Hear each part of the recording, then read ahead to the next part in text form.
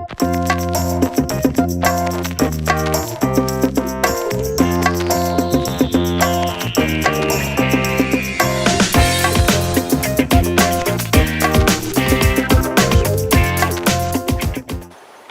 வகுப்பிற்கு உங்கள் அனைவரையும் வரவேற்கிறோம். நானும் எனது தோழர்களும் சக்திவேல் அவர்களும் கலாவதி அவர்களும் ஆய்வு மாணவர்களும்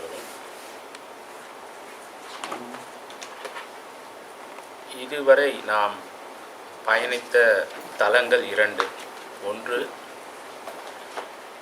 வெளி, இரண்டாவது தளம் காலம். நம்முடன் இன்று இணைந்திருக்கும் புதிதாக இணைந்திருக்கும் முதுகலை மாணவர்களுக்கு ஒரு சிறிய அறிமுகம்.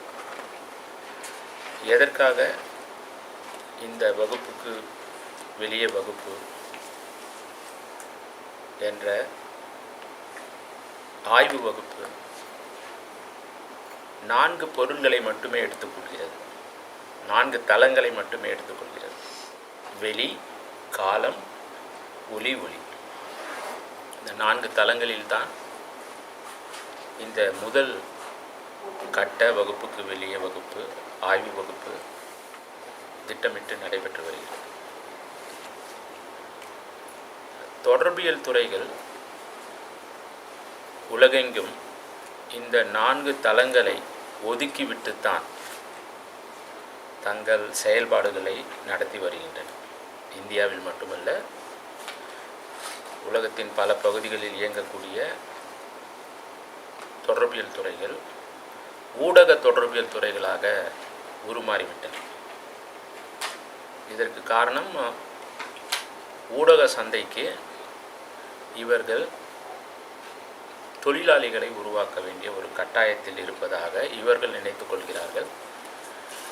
அவர்களும் இவர்கள் இதற்காகத்தான் பயணப்பட வேண்டும் என்று நினைக்கிறார்கள். இப்படிப்பட்ட ஒரு சூழலில் அடிப்படை தொடர்பியல் விடயங்களை, தளங்களை மறந்து இவர்கள் பயணிப்பது வேதனைக்குரியது. நமது துறையில் நாம் இதை மாற்ற நினைத்து இந்த அமர்வுகளை நடத்தி வருகிறோம். எத்தனை அமர்வுகள் இதுவரை நம்மை கடந்து போயிருக்கின்றன என்று தெரியாது. சக்திவேல் அவர்களுக்கு தெரியும். 20 அமர்வுகளுக்கு மேலே போயிருக்கும் என்று முனைவர் கலாவதி சொல்கிறார். இந்த 2 தளங்களை நாம் 20 அமர்வுகளுக்குள் அடக்க முனைந்திருக்கிறோம் என்பது மகிழ்ச்சியான செய்தி. ஆனால் இந்த 2 தளங்களுக்கு 20 அமர்வுகள் போதுமானதல்ல. பல விஷயங்களை நாம் பேசவில்லை. மறுபடியும் வாய்ப்பு கிடைக்கும் பொழுது இதற்காக ஒரு 40 அமர்வுகளை ஒதுக்க காரணங்கள் இருக்கின்றன. ஏன்னா காலம் வெளி சார்ந்த தொடர்பியலை நாம் காலத்திற்கும் பேசிக்கொண்டிருக்கலாம் என்பது எனது கருத்து. நாம் நுனிப்புள் தான் மேய்ஞ்சிருக்கோம். இந்த 20 அமர்வுகளில் ஒரு சோர்வு தட்டிவிடும். அதற்காக ஒளியை பற்றி பேசலாமான்னு சக்திவேல் கேட்டார். அதனால் 3வது தளத்திற்கு நாம் தயாராகிவிட்டோம். 3வது கட்ட பயணம் இது. வெளியில் ஆரம்பித்து காலத்தினுடைய பயணித்து இப்போது ஒளியினுடைய பயணிக்க இருக்கிறோம். கடைசியாக நீங்கள் கேட்ட அந்த இரைச்சல் கலந்த ஒரு பொதுவெளி அறிவிப்பு எந்த அளவுக்கு உங்களுக்கு அந்த பணிப்பெண் ரெக்கார்டட் வாய்ஸில் சொன்னது நமக்கு தெரியாது. எனது ஒரு சின்ன விண்ணப்பம், இந்த அறையில் இருக்கக்கூடிய இளைஞர்கள் வருங்காலத்தில் ஒரு தரமான ஆய்வாளர்களாக உருவாக வேண்டும். அதற்காக தான் இந்த வகுப்புக்கு வெளியே வகுப்பு ஒரு விடுமுறை நாளில் நடக்கிறது. இந்த காலத்தில் உங்கள் எல்லார் கையிலையும் ஒலிகளை உள்வாங்கக்கூடிய, ஒலிகளை பதிவு செய்யக்கூடிய கைத்தொலைபேசி இருக்கு. அதை எப்பொழுதும் நீங்கள் பயன்படுத்தும் நிலையில் வைத்திருங்கள்.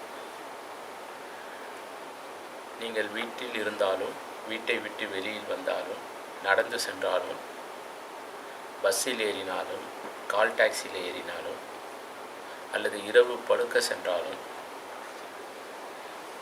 ரயில்வே நிலையத்துக்கு சென்றாலும், விமானத்தில் பயணித்தாலும், ஒரு 2 நிமிடம் அந்த ஒலி சூழலை பதிவு செய்யும்.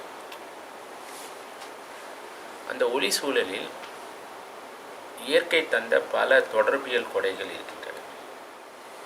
அண்மை காலத்தில் நாம் பல நல்ல ஒலி சூழல்களை இரைச்சல் என்ற பொருள் சூட்டி அழித்துவிட்டோம் அல்லது அழித்து வருகிறோம்.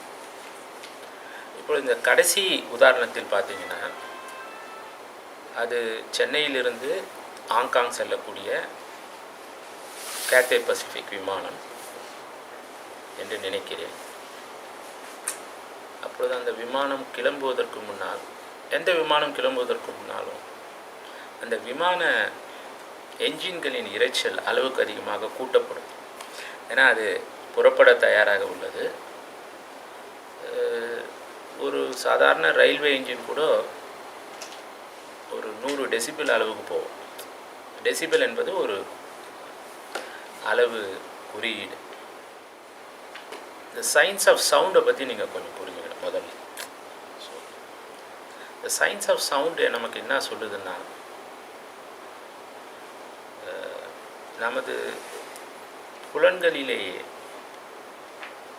மிகவும் அற்புதமான ஆனால் மிகவும் குறைபாடுள்ள புலன் கேட்கும் புலன், இரண்டாவது பார்க்கும் புலன்.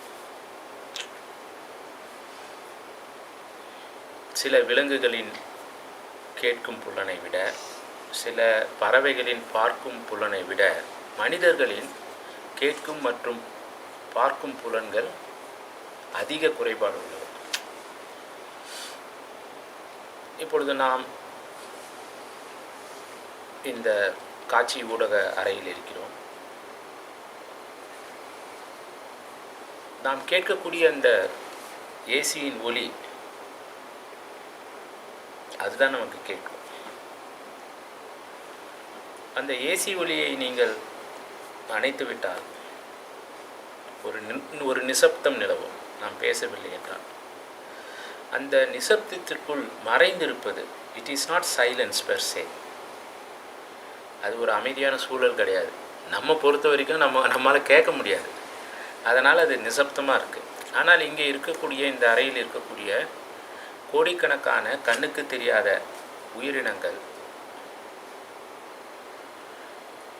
அவை எழுப்பக்கூடிய ஒலி அவற்றினால் மட்டுமே கேட்க முடியும், நம்மால் கேட்க முடியாது.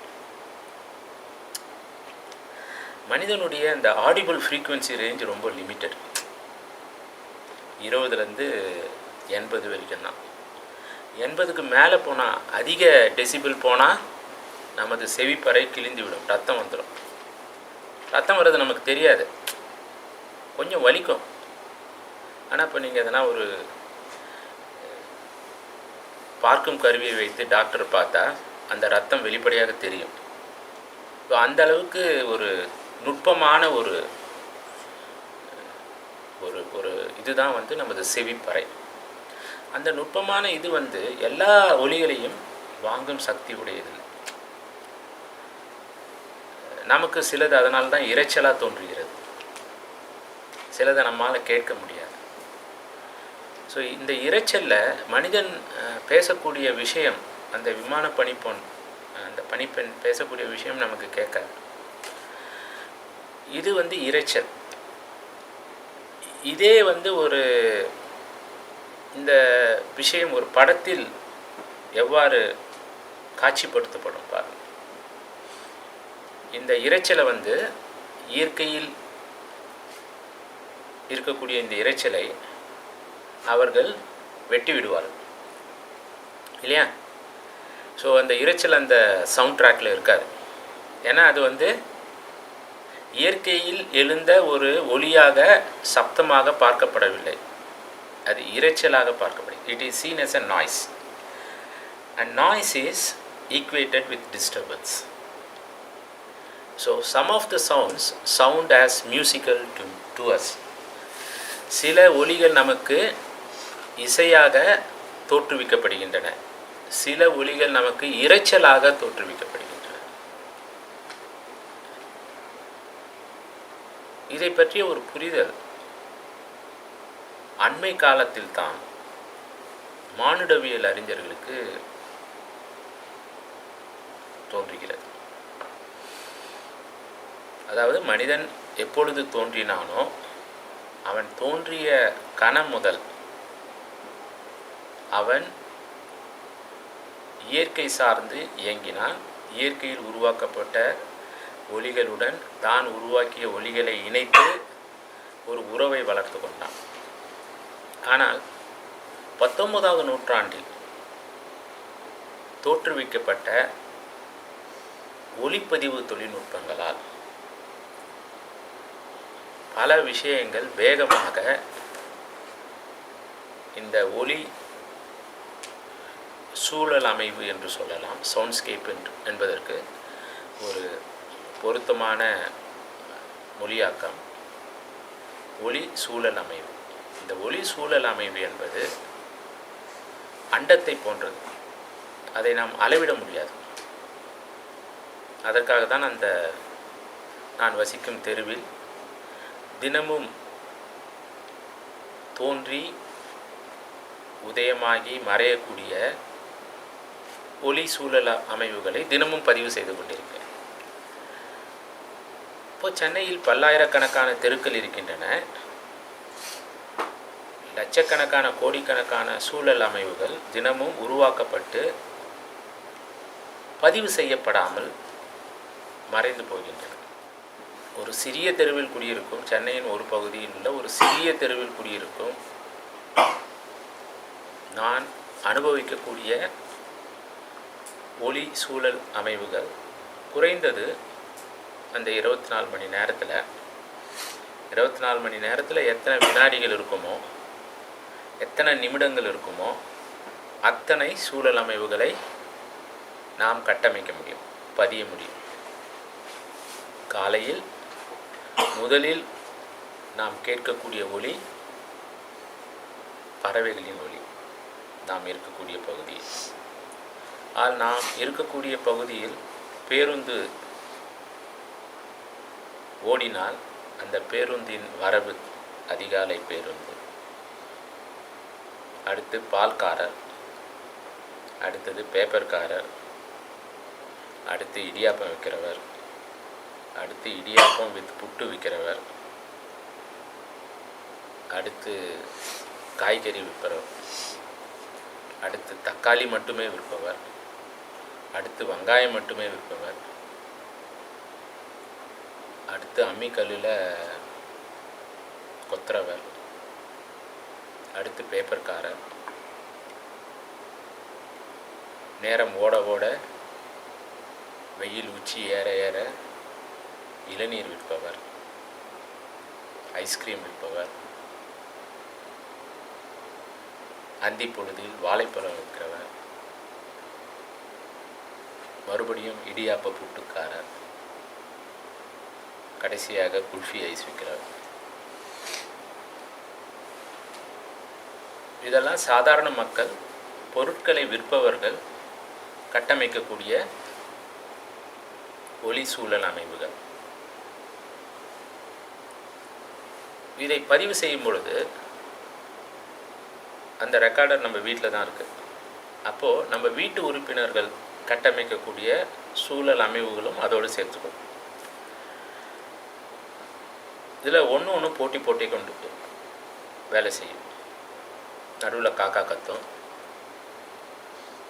குயிலினுடைய ஓசை கேட்கும், சிட்டுக்குருவியினுடைய ஒலி கேட்கும். So it's a multi-layered communication universe. யூனிவர்ஸ்னா what is a universe? Why I use the term universe? எதற்காக அண்டம் என்ற ஒரு பதத்தை பயன்படுத்த வேண்டும்? ஏன்னா அண்டம் என்ற பதம் இங்கே முக்கியமானது. ஏனென்றால் அண்டத்திற்கு ஆதி கிடையாது, அந்தம் கிடையாது, எல்லை கிடையாது. அண்டத்தின் எல்லையை அளவிட முடியாது. எல்லையற்றது, விரிவடைந்து கொண்டே இருப்பது. ஸோ இந்த ஸ்ட்ரீட் சவுண்ட்ஸ்கேப்பும் அந்த எந்த தெருவாக இருந்தாலும், உலகத்தில் எந்த தெருவாக இருந்தாலும், கிராமத்தில் இருக்க தெருவாக இருந்தாலும் சரி, நகரத்தில் இருக்க விரிவடைந்து கொண்டே போகும். அதனுடைய எல்லை விரிவடைந்து கொண்டே போகும். நாம் அதை அளவிட முயற்சிக்கும்போது அது எங்கேயோ போயிடும். ஸோ அது அடுக்கலையினுடைய ஒளி சூழல் அமைவாக இருந்தாலும் சரி, அடுக்கலை கிச்சனில் நடக்கிற ஒளி சார்ந்த நிகழ்வுகளாக இருந்தாலும் சரி, சவுண்ட் இஸ் அன் ஈவெண்ட்,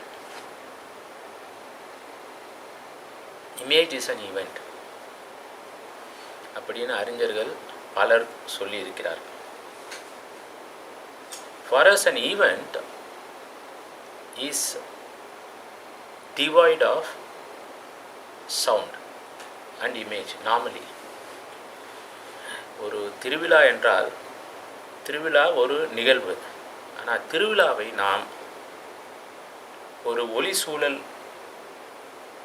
பார்வையில் பார்க்க மறுக்கிறோம். வழக்கமாக திருவிழாவை ஒரு சமயம் சார்ந்த பார்வையிலோ அல்லது ஒரு காட்சி ஆவணப்படுத்துதல் பார்வையிலோ தான் பார்ப்போம். And what are the hundreds and thousands of soundscapes in any village festival என்பதை நாம் பார்க்க மாட்டோம். Because when human beings started to record images, they started recording images in two ways. One, they started recording sound images and visual images internally. Before men knew how to write, how to paint, how to draw, how to sing, they were recording everything internally. They were hearing the sound of a bird, it was recorded internally, kept in the memory. The sound of a bird in the neighborhood was stored and it was invoked as a memory. ஆதிமனிதன் முதலில் ஒலிகளுடன் பயணப்படும் பொழுது இரு வகையாக அதை பதிவு செய்தான்.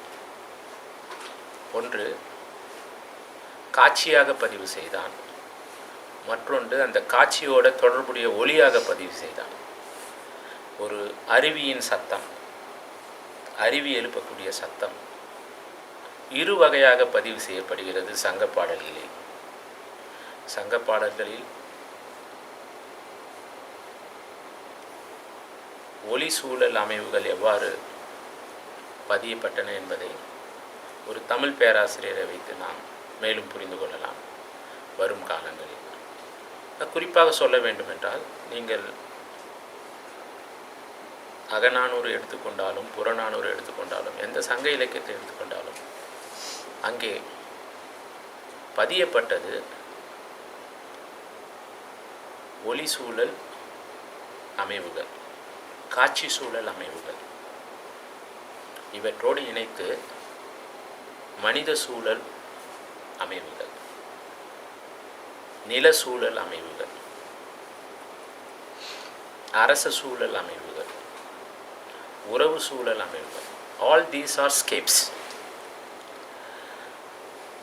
The word scape became popular after Arjun Appadurai started categorizing certain scapes in the context of his work on modernity and globalization.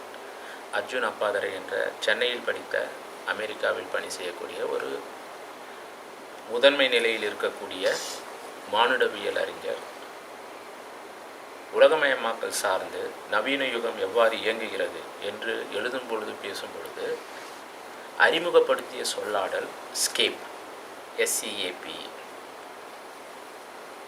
அதில் அவர் மீடியாஸ்கேப், ஃபினான்ஸ்கேப் என்று சொல்லிக்கொண்டே போகிறார். அது அண்மை கால வரவு. ஸ்கேப் என்றால் தமிழில் ஒரு பரப்பு அல்லது ஒரு வெளி என்று கொள்ளலாம். மீடியாஸ்கேப் என்பதை ஊடக வெளி என்று சொல்லலாம். இதற்கு சற்றேறக்குறைய 15-20 வருடங்களுக்கு முன்னால் ஒரு இசைக்கலைஞர், கனடா நாட்டை சேர்ந்தவர், அவரது பெயர் ஷேஃபர், SCHAFER.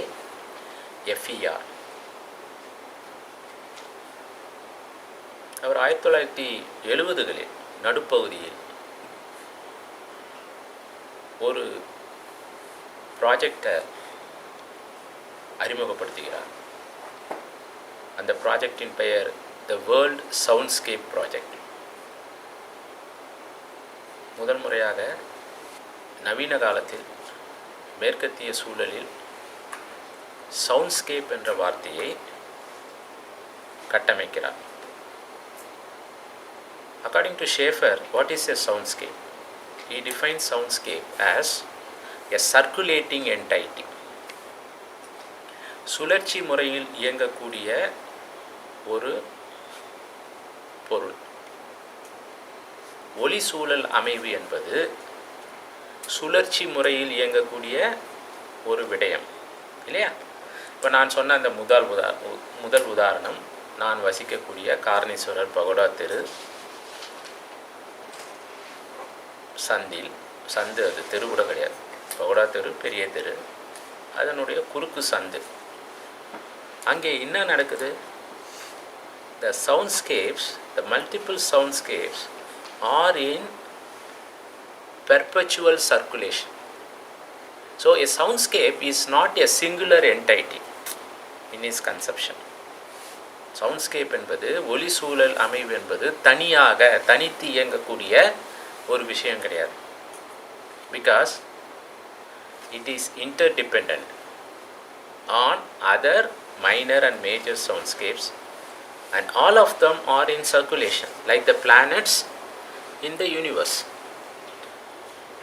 அண்டத்தில் இயங்கக்கூடிய கோடிக்கணக்கான கிரகங்கள் போல, பால்வெளியில் இயங்கக்கூடிய கோடிக்கணக்கான லட்சக்கணக்கான நட்சத்திரங்கள் கிரகங்கள் போல ஒன்றை ஒன்று சார்ந்து எண்ணிலடங்கா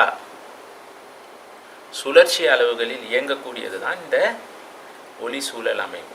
அதாவது சென்னையில் இருக்கக்கூடிய பல்லாயிரக்கணக்கான தெருக்களில் இருக்கக்கூடிய பல்லாயிரக்கணக்கான குறுக்கு சந்துகளில் உதயமாகக்கூடியது தான் இந்த அண்டம் போன்ற சுழற்சி முறையில் இயங்கக்கூடிய தொடர்பியல் தலங்கள். புரியுதா? So you should not see it as a soundscape. அவை தொடர்பியல் தலங்கள். மனித தொடர்பியலுக்கு உரம் சேர்க்கக்கூடிய தொடர்பியல் தலங்கள். அவற்றை நாம் பிரித்து பார்க்க முடியாது. நமது வாழ்க்கையிலிருந்து அவை அந்நியப்பட்டு போனன்னு சொல்ல முடியாது. நாம் வாழ்கிறோம் ஏனென்றால் நாம் தொடர்பு படுத்திக் கொள்கிறோம். டக்கார்ட் என்ற ஒரு பெரிய மேற்கத்திய தத்துவறிஞருடைய வாசகம் அதை சார்ந்து நான் சொல்லுவேன். ஐ திங்க் தேர்ஃபோர் ஐ ஆம். அதுதான் அவரது ஃபேமஸ் வாசகம். நாம் வாழ்கிறோம் ஏனென்றால் நாம் இந்த எண்ணிலடங்கா அண்டத்தில் இயங்கக்கூடிய எண்ணிலடங்கா ஒலி சூழல் அமைவுகளுடன் நாம் இயங்குகிறோம். நாம் வாழ்கிறோம் ஏனென்றால் இவை வாழ்கின்றன. அவை உயிரற்றவை கிடையாது, அவை உயிருள்ளவை. ஏன்னா இந்த ஒலி சூழல் அமைவுகளை உருவாக்குவது உயிரற்ற பொருட்கள் மட்டுமல்ல. மனிதர்கள், விலங்குகள், பறவைகள், பூச்சிகள், செடிகள், கொடிகள். ரே அருமையாக சொல்வார். ரே அருமையாக அதை அவரது முதல் படத்தில் சுட்டி காட்டியிருப்பார். முதல் படத்திலும் அதற்கு பின்னால் வந்த படங்களிலும் இயற்கையின் உரசல்கள் முக்கியமாக மரம் செடி கொடிகளின் உரசல்கள் எவ்வாறு மனிதர்களை பாதிக்கக்கூடிய, மனித உறவுகளை பாதிக்கக்கூடிய ஒலிகளை உருவாக்குகின்றன. அந்த படத்தில் வரக்கூடிய காட்சிகளில் இந்த மனிதர்களின் பிம்பங்களை இவை எவ்வாறு பிரதிபலிக்கின்றன என்பதை அழகாக காட்சிப்படுத்தியிருப்பார். அங்கே காட்சிப்படுத்துதல் எவ்வாறு சாத்தியம் என்றால், அவருக்கு இருந்த இந்த ஒளி சூழல் சார்ந்த புரிதல் தான். குறைந்தது எனக்கு தெரிந்து ஒரு 6 திரைமேதைகள் இந்தியாவிலும் சரி, உலக திரைப்பட வரலாற்றிலும் சரி, திரையில் ஒளி என்ற ஒரு விஷயத்தை மாற்றுப்பார்வையில் புரிந்து கொண்டவர்கள். திரையில் ஒளி, திரையில் இசை என்று நாம் பேசும் பொழுது, திரையில் இயங்கக்கூடிய, கட்டமைக்கக்கூடிய ஒளி சூழல் அமைவுகளை இவர்கள் மாற்றுப்பார்வையில் உள்வாங்கிக் கொண்டவர். முதலில் சங்க காலத்தில் இது எவ்வாறு கட்டமைக்கப்பட்டது என்பதை நாம் புரிந்து கொள்ள வேண்டும். அதற்கு நமக்கு வாசிப்பு அவசியம். நாம் தமிழ் படித்தவர்கள் அல்ல. அதனால் வரும் அமர்வுகளில் தமிழ் பேராசிரியர்களுடன் இணைந்து இந்த ஒளி சார்ந்த அமர்வுகளை நடத்தலாம். ஒரு அமர்வில் நான் எனது பார்வையில் பேசுகிறேன். அடுத்த அமர்வில் ஒரு தமிழ் பேராசிரியரை அழைத்து குறிப்பாக இந்த இலக்கியத்தில் எவ்வாறு ஒளி சூழல் அமைவுகள் பதியப்பட்டன என்பதை பற்றி கேட்டுக்கொள்ளும். ஸோ ஆதி காலத்திலிருந்து மனிதன் 2 அளவுகளில்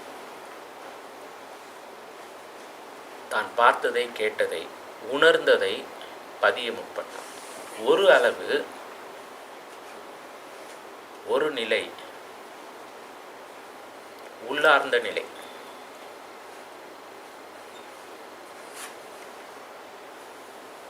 மற்றொரு நிலை, அவனுக்கு சில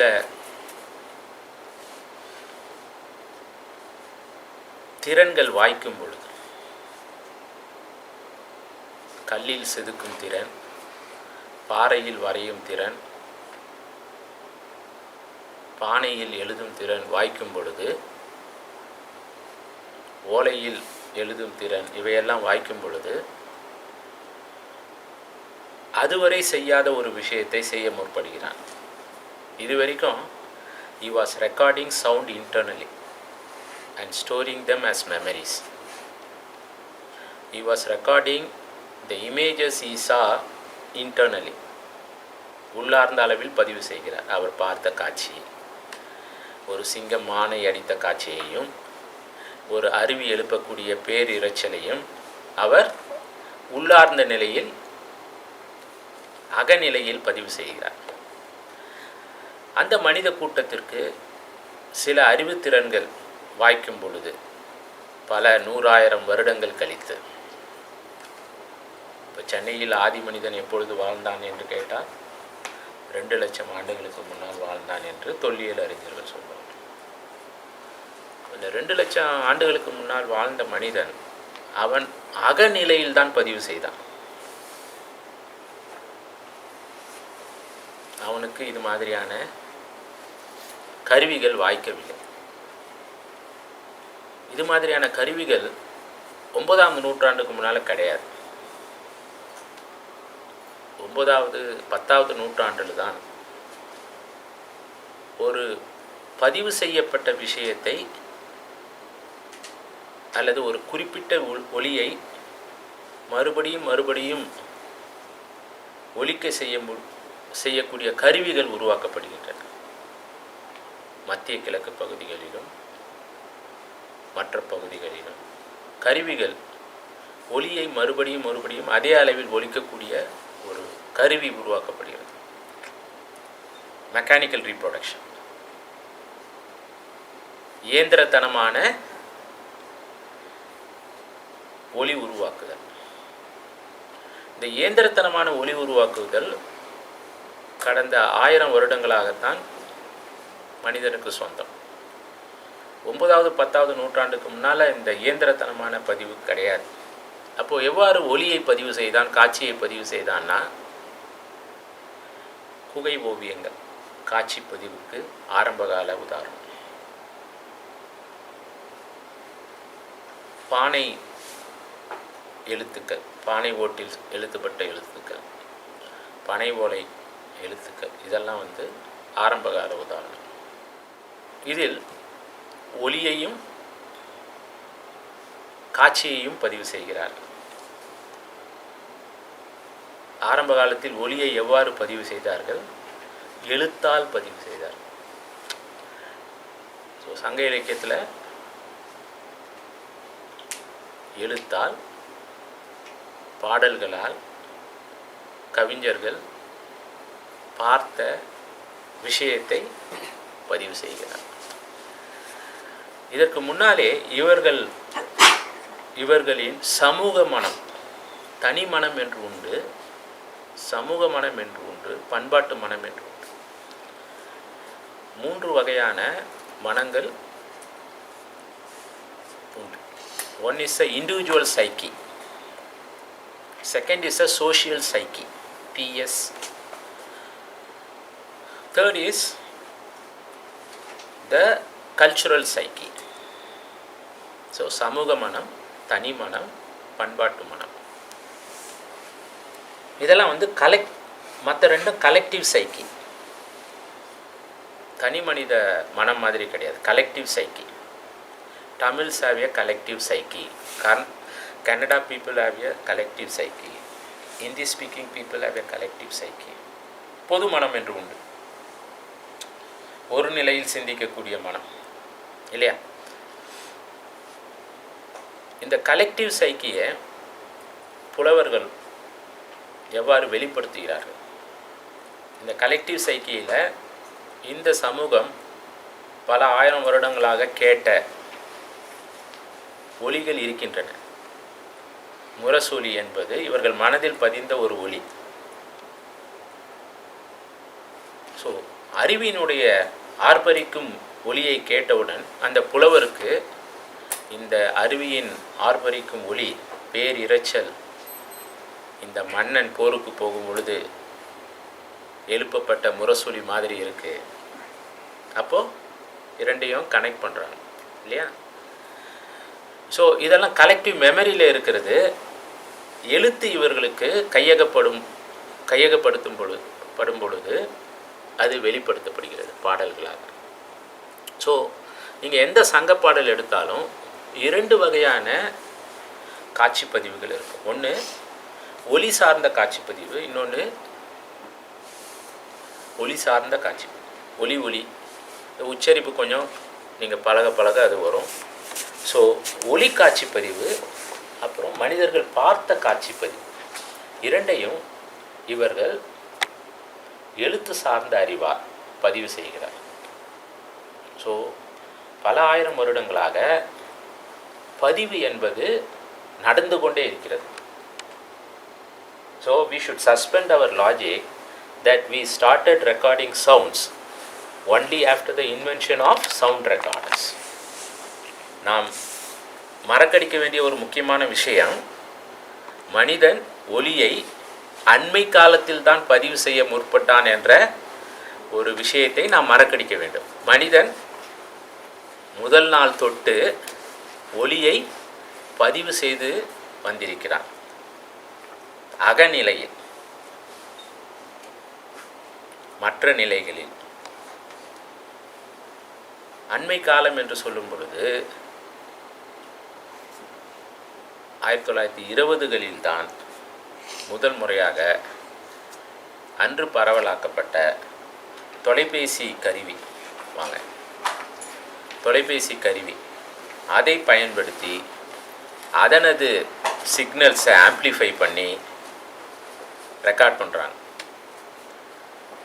அப்போது இன்னும் 2 வருடம் வந்தால்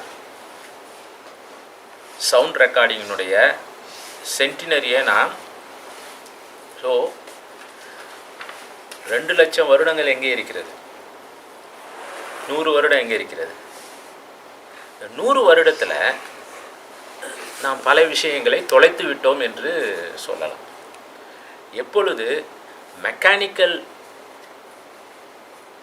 ரீப்ரொடக்ஷன் வெகுவாக கைகூடியதோ அப்பொழுது பல விஷயங்கள் தொலைக்கப்பட்டன என்று சொல்லலாம். இந்த age of mechanical reproduction, mechanical reproduction என்ற வார்த்தையை யார் பரவலாக்கம் செய்தார்? வால்டர் பெஞ்சமின் என்ற ஃப்ராங்க்ஃபர்ட் ஸ்கூல் அறிஞர் art in the age of mechanical reproduction ஒரு அருமையான கட்டுரையை எழுதுகிறார் 30களில். அதில் ஆரா அல்லது ஒளிவட்டம் என்ற கருத்தாக்கத்தை முன்வைக்கிறார். ஒரு காலத்தில், அதாவது ஒரு காலம் என்று சொல்லும் பொழுது, இந்த பதிவு செய்யக்கூடிய மெக்கானிக்கல் முறையில் பதிவு செய்யக்கூடிய கருவிகள் வருவதற்கு முன்னால் உருவாக்கப்பட்ட கலைப்படைப்புகள், மற்ற படைப்புகள், அவற்றிற்கு ஒரு தனி அம்சம் இருந்தது. அந்த தனி அம்சம் அவற்றின் ஒளிவட்டத்தால் வெளிப்பட்டது. ஆனால் இன்றைக்கு இந்த நவீன கருவிகள் வந்தவுடன், அவற்றால் உருவான ஊடகங்கள் வந்தவுடன் நாம் படியெடுக்கும் நிலைக்கு வந்துவிட்டோம். எது அசல் எது நகல் என்று தெரியாத அளவுக்கு மெக்கானிக்கல் ரீப்ரொடக்ஷன், டிஜிட்டல் ரீப்ரொடக்ஷன் நம்மை அடுத்த கால அளவுக்கு நகர்த்தி விட்டது. ஸோ எது அசல் எது நகல் என்று தெரியாது. அசலுக்கும் நகலுக்கும் உள்ள உறவு எதை சார்ந்து இருந்ததுன்னா, முன்னொரு காலத்தில் வால்டர் பெஞ்சமின் கருத்துப்படி அசல் என்றால் அதற்கு ஒளிவட்டம் இருக்க வேண்டும். ஒரு சோழர் கால சிற்பம் என்பது, ஏன் சோழர் காலம் சிற்பம்னா, அது சோழர் காலத்தில் உருவாக்கப்பட்ட சிற்பம். ஸோ அது அந்த காலத்துக்கு சொந்தமானது. அந்த காலம் இப்போ இல்லை. அந்த சோழர் கால சிற்பம் மாதிரி இப்போ இருக்கிற ஒரு கல்லில் உருவாக்கலாம். ஓகே, 2 இருக்குது. ஒன்று அசல், இன்னொன்று நகல். எதுக்கு ஒளிவட்டம்னா அதுக்கு தான் ஒளிவட்டம். ஏன்னா அது ஒரு காலத்துக்கு சொந்தமானது. இது அந்த காலத்திலிருந்து அந்நியப்பட்டு போனது. அதனால் இதுக்கு ஆரா கிடையாது, AURA. ஸோ வால்டர் பெஞ்சமினுடைய கருத்தாக்கம் இதுதான், ஆரா பற்றிய கருத்தாக்கம். ஸோ இந்த அவர் வெகுவாக சவுண்ட்ஸை பற்றி கணக்கில் எடுத்துக்கல. நமது பார்வையில் பார்க்கும் பொழுது எப்பொழுது இந்த analogue and digital reproduction of sound பரவலாக்கம் செய்யப்பட்டதோ அப்பொழுது நாம் வேறு பாதையில் பயணிக்க ஆரம்பித்து விட்டோம். நமக்கு இயற்கையின் ஒலிகள் 2 வகையாக சுட்டி காட்டப்படுகின்றன இப்பொழுது. ஒன்று ஏற்றுக்கொள்ளக்கூடியது, இன்னொன்று ஏற்று கொள்ள முடியாதது. மேற்கோள் குறிக்குள்ள 1920க்கு முன்னாலேயோ 19ஆம் நூற்றாண்டுக்கு முன்னாலேயோ மனிதர்கள் அப்படி ஒலியை பார்க்கவில்லை, ஒலி சூழல் அமைவுகளை பார்க்கவில்லை. இயற்கை தந்த ஒலி சூழல் அமைவுகளில் இரைச்சல் ஒரு பங்களிப்பை செய்தது. அருவிக்கு எது சொந்தம்? குற்றால அருவிக்கு எதெல்லாம் சொந்தம்? குற்றால அருவியை ஒரு தொடர்பியல் பார்வையில் பார்க்க கற்றுங்க.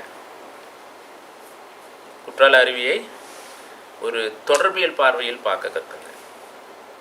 தொடர்பியல் பார்வையில் பார்த்தால் அது எப்பொழுது ஒரு முழுமையான தொடர்பியல் தளமாக இருக்க முடியும்?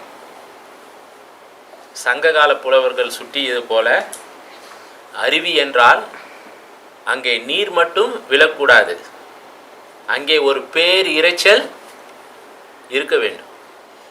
அருவி எழுப்பக்கூடிய இரைச்சல் தான் அருவி சார்ந்த காட்சி அமைப்புக்கு, அறிவு சார்ந்த ஒரு தொடர்பியல் சூழல் அமைவுக்கு ஒரு முழுமையை தரக்கூடும் இல்லையா? அந்த இரைச்சல் அங்கே இயல்பானது, அது இரைச்சல் அல்ல, அறிவு எழுப்பக்கூடிய ஆர்ப்பரிக்கும் ஒளி. ஆனால் அந்த இரைச்சலில் இரண்டு கதை மாந்தர்கள் திரைப்படத்தில் பேசும் பொழுது அந்த கதை மாந்தர்கள் பேசக்கூடிய அந்த வசனம் திரைப்பார்வையாளனுக்கு கேட்க வேண்டும் இல்லையா? அப்போ போஸ்ட் ப்ரொடக்ஷனில் என்ன பண்ணுவாங்க, அறிவு இரைச்சலை மியூட் பண்ணுவாங்க, இல்லைன்னா குறைச்சிடுவாங்க இல்லையா? அங்கே இரைச்சல் என்பது தேவையற்ற ஒலி, இட் இஸ் நாட் ரெக்வயர்ட் இல்லையா? எப்பொழுது மனிதனுக்கு இந்த கருவிகள் வாய்த்ததோ அவன் இது வரைக்கும் 2 லட்சம் வருஷமாக கேட்ட ஒலிகளை கட் பண்ண ஆரம்பிச்சிடான், அழிக்க ஆரம்பித்து விடுகிறான், பதிவு செய்ய மறுக்கிறான். அழிப்பு என்பது என்ன? பதிவு செய்ய மறுக்கிறான் இல்லையா? சங்ககால புலவர் மாதிரி இவன் பதிவு செய்ய மறுக்கிறான். அவர் பதிவு செய்தார், அவர் மாதிரி இவர் இல்லை இல்லையா? அவர்களுக்கு இருந்த அந்த கலெக்டிவ் சைக்கியில் எதெல்லாம் பதிவானதோ அதை அவர்களுக்கு எழுத்து வாய்க்கும் பொழுது, எழுத்தறிவு வாய்க்கும் பொழுது, கவித்திறன் வாய்க்கும் பொழுது அந்த பொதுமனத்தில் இருந்த விஷயங்களை, பொதுமனதில் இருந்த இயங்கிய ஒலிகளை அந்த கவிதைகளில் வெளிப்படுத்துகிறார்.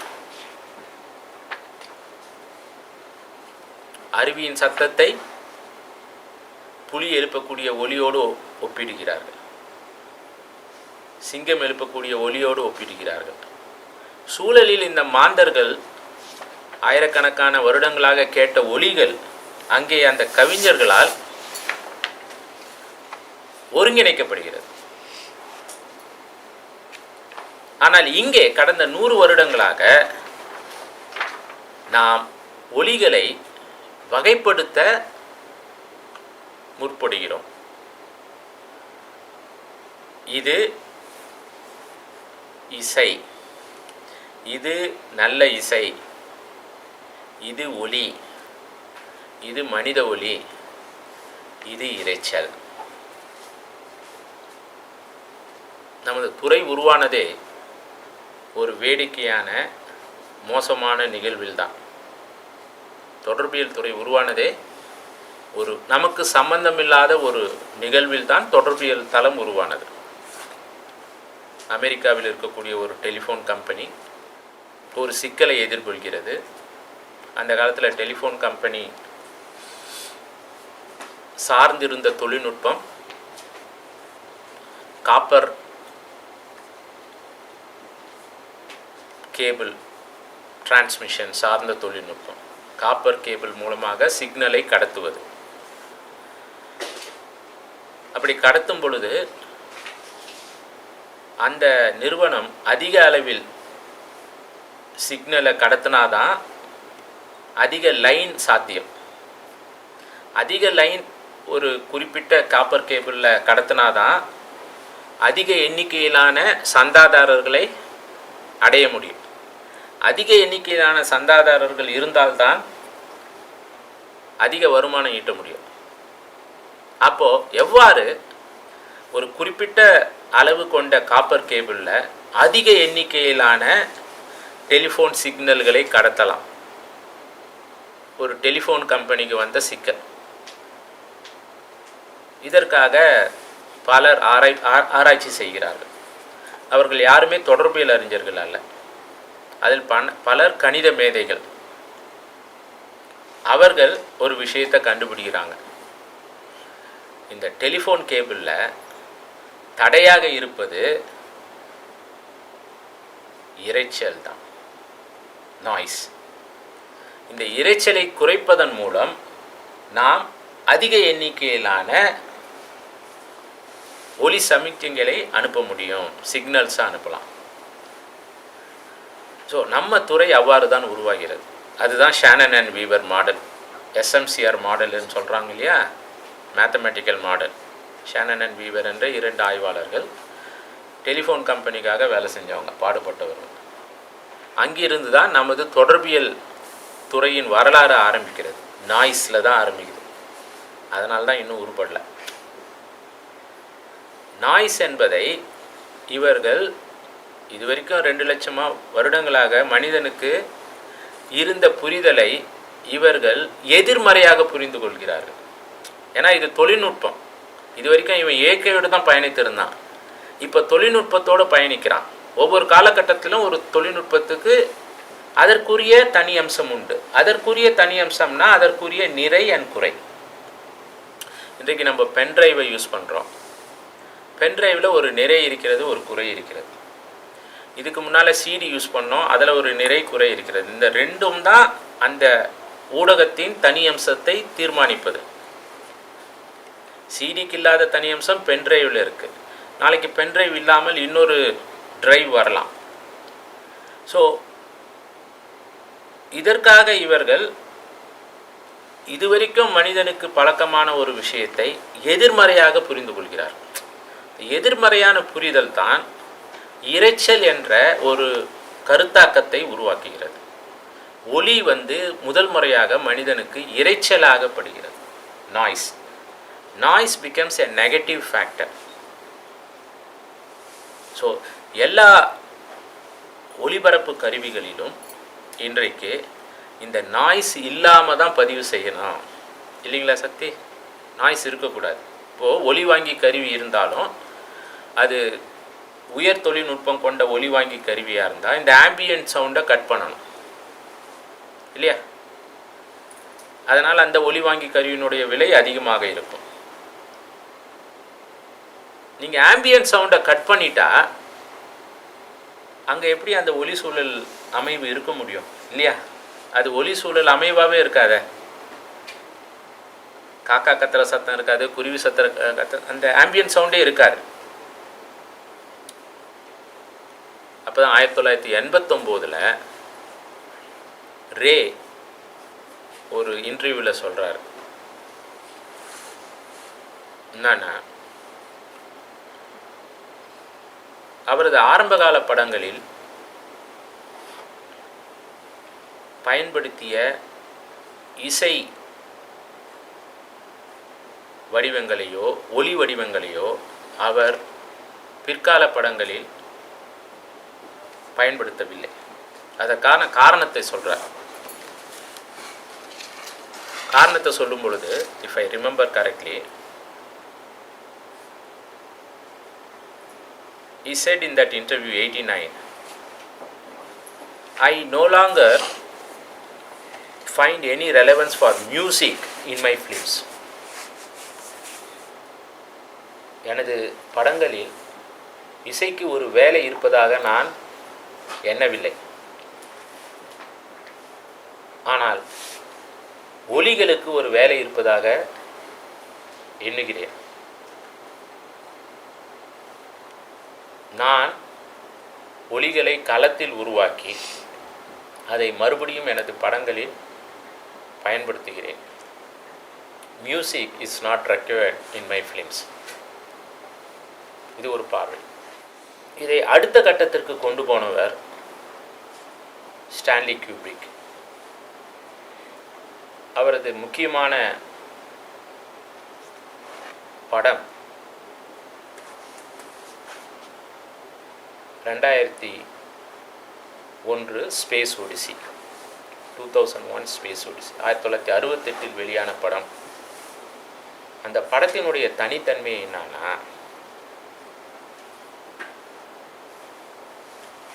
4 மில்லியன் வருட உலக வரலாற்றை 140 நிமிஷங்களில் சொல்லக்கூடிய படம். உலகம் எவ்வாறு தோன்றியது, மனிதன் எவ்வாறு தோன்றினான், அதை அருமையாக முதல் 10 நிமிடங்களில் அவருக்கே உரித்தான ஒலி சூழல் அமைவு பார்வையுடன் சொல்வார்.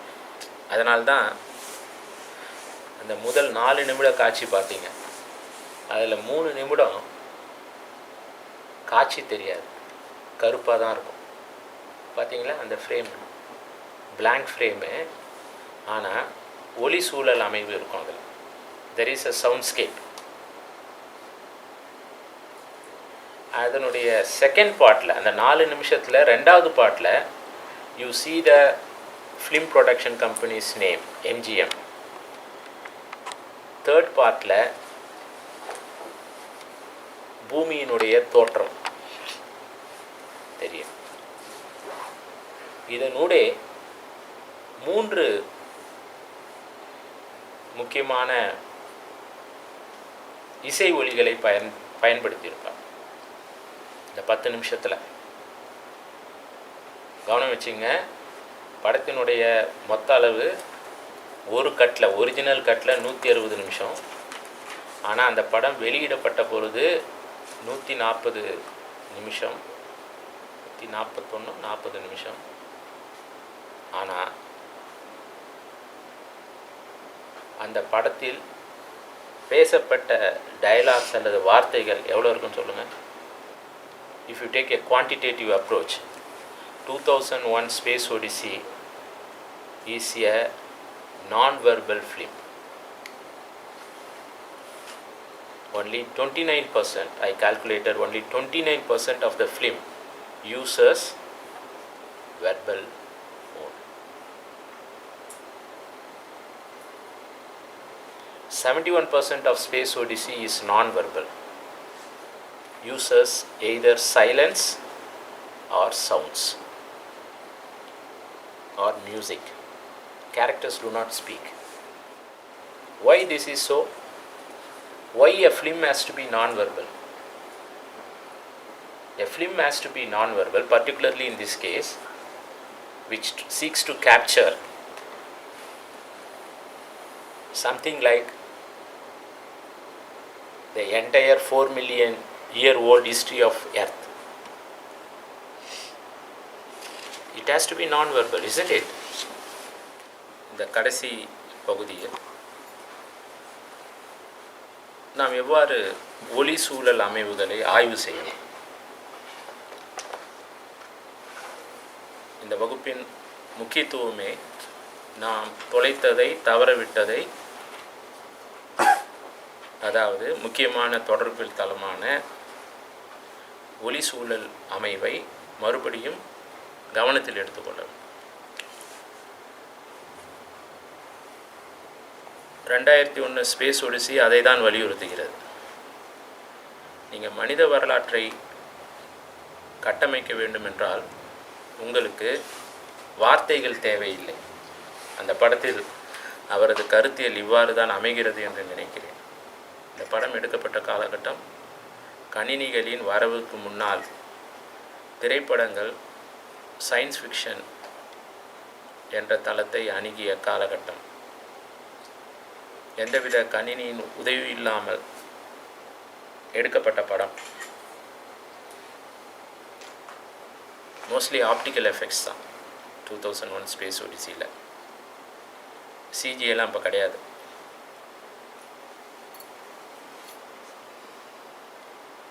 %29 வார்த்தைகள் பயன்படுத்தப்பட்ட, வசனங்கள் பயன்படுத்தப்பட்ட படம் ஒரு கருத்தியலை முன்வைக்கிறது. 40 லட்ச வருட பாரம்பரியம் கொண்ட மனிதனின் ஒளி சூழல் அமைவு இந்த புள்ளியில் தான் ஆரம்பித்தது.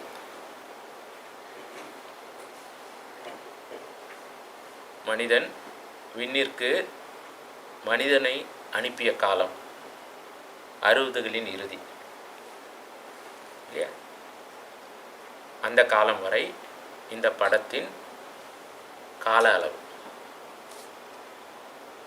அப்படி இருக்கும் பொழுது why it became a predominantly non-verbal film?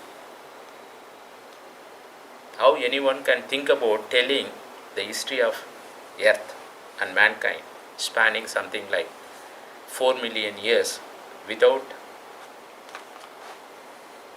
thinking about using words during the 100% duration of the film, that is 140 minutes. So இதில் அவர் ஒரு முக்கியமான கருத்தியலை மையப்படுத்துகிறார். அந்த கருத்தியல் தான் ஆதிகாலம் தொட்டு மனிதர்கள் அந்த விலங்கு நிலையிலிருந்து பயணிக்கும் பொழுது எவ்வாறு ஒலிகளை எழுப்பி தங்களையும் சூழலில் நடக்கக்கூடிய சிக்கல்களையும் தொடர்பு படுத்தி கொண்டார்கள். அந்த ஒலி சூழல் அமைவுகள் பின்னாலே மனிதனுக்கு ஒரு சில அறிவுத்திறன்கள் கிட்டும் பொழுது எவ்வாறு பதிவு செய்யப்படுகின்றன ஒவ்வொரு பண்பாட்டிலும், அது இந்த நிலையில் எவ்வாறு தொலைக்கப்படுகிறது என்பதுதான் இந்த படத்தின் கருத்தியல். A film can be a true film according to many purists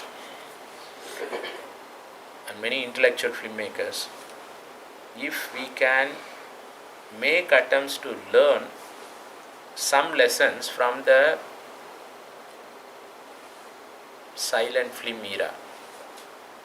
Kubrick மாதிரியான அறிவுஜீவிகளுக்கு கடந்த காலத்தில் திரைப்படம் தனது முதல் அடிகளை எடுத்து வைக்கும் பொழுது, அந்த ஊடகம் தனது முதல் அடிகளை எடுத்து வைக்கும் பொழுது அதற்கு கிட்டிய ஒரு உன்னதமான விஷயம்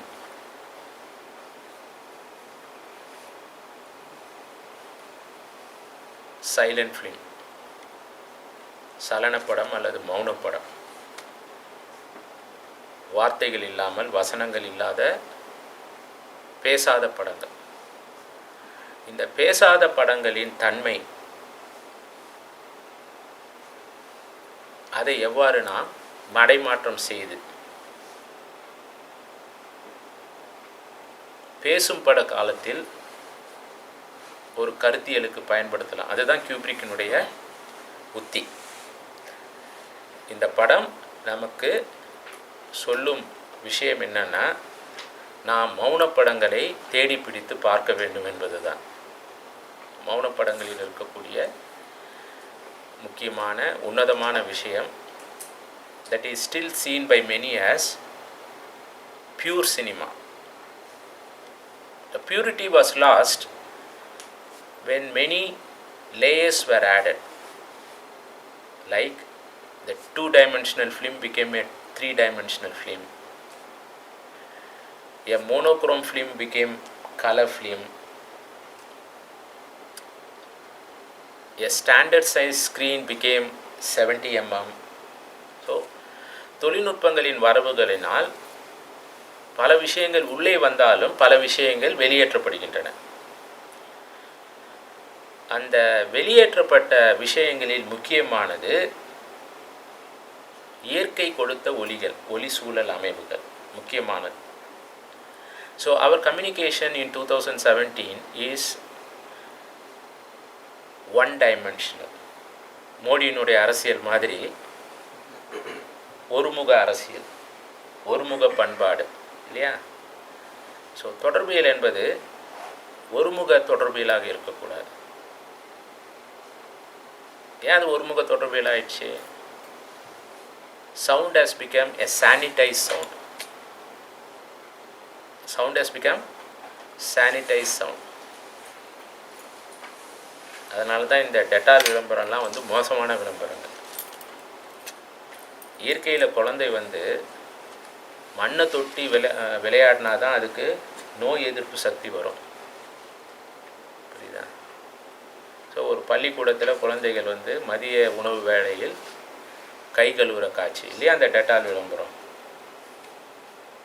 ஸோ இயற்கையாக ஒரு குழந்தை கை கழுவும் போது, சோப்பு இல்லாத கழுவும் பொழுது அது ஒரு எதிர்மறையான செயலாக பார்க்கப்படுகிறது நவீன காலத்தில்.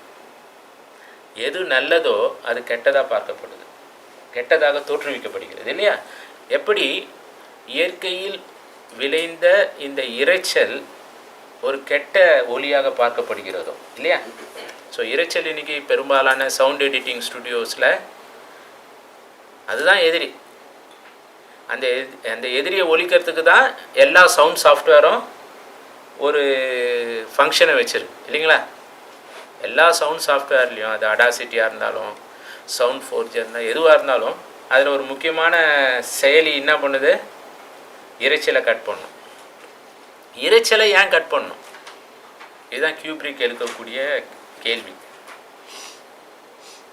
ஆதி மனிதனுக்கு சொந்தமானது இந்த இரைச்சல். இரைச்சல் ஆதி குரலின் இரைச்சல். அந்த பிரிமிட்டிவ் மேனுடைய முதல் ஒலியே இரைச்சல் தான். அப்போது அப்படி இருக்கும் பொழுது மனித வரலாறு, அந்த ஆதி மனிதனின் குரல் இசை வயப்பட்ட குரல் இல்லை, இசை வடிவத்தில் விளைந்த குரல் இல்லை இல்லையா. அது தியாகராஜர் பாகவதர் குரலும் அல்ல, உன்னிகிருஷ்ணன் குரலும் அல்ல, மைக்கேல் ஜாக்சன் குரலும் அல்ல. அந்த குரல் தான் அவர் பதிவு செய்த குரல். நமக்கு அது இரைச்சல். அந்த விலங்கு நிலையில் இருந்த மனிதனுக்கு அது ஒரு தொடர்பு படுத்தும் இயற்கை தந்த கொடை இல்லையா. So when we think about history of earth, history of mankind, we also need to think about history of soundscapes, sounds that we have lost. அழித்தொழிக்கப்பட்ட ஒலி சூழல் அமைவுகளை நாம் மறுபடியும் மீட்டெடுக்க முடியாது. பல ஒலி சூழல் அமைவுகள்